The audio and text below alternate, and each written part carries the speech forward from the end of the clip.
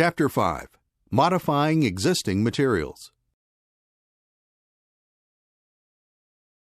For this example, the concrete slab material will be copied and then modified so that the new formula calculates the square footage of concrete slab rather than the volume of concrete. This change may be required if the slab is priced by a subtrade. To modify the concrete slab formula, select the Review Materials tab from the Material Definitions menu. Find and highlight the concrete slab material. Select Copy and click on the existing formula to insert a copy of the formula directly below.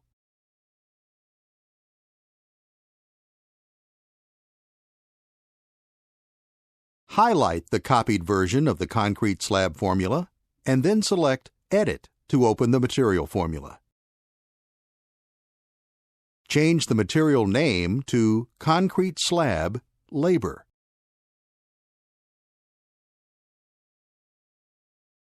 Change the units from cubic yard to square feet.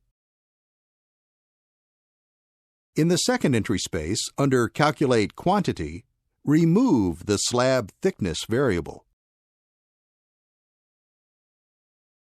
Select the first operation box, which is currently set to multiply, and set the operation to none. Delete the value in the coverage field. Change the decimal places to 0. Select the Accounting button. SoftList allows for 3 different unit costs for a material: cost, an alternate cost A, and an alternate cost B. These fields can be used to more accurately estimate the cost of items. For example, in order to calculate a more accurate cost for a stair, it would be better to specify in the Cost field a price per stair riser. Then, in the Multiply Cost By field, enter the SoftList variable riser count.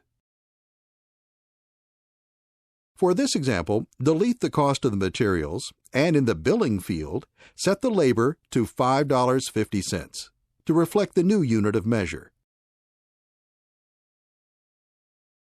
Select OK to exit the Accounting Information menu. SoftList will now estimate labor as a cost per unit based on the amount of material required. Select OK to exit the Material Setup menu and the SoftList configuration dialog. From the Mode bar, select Regenerate.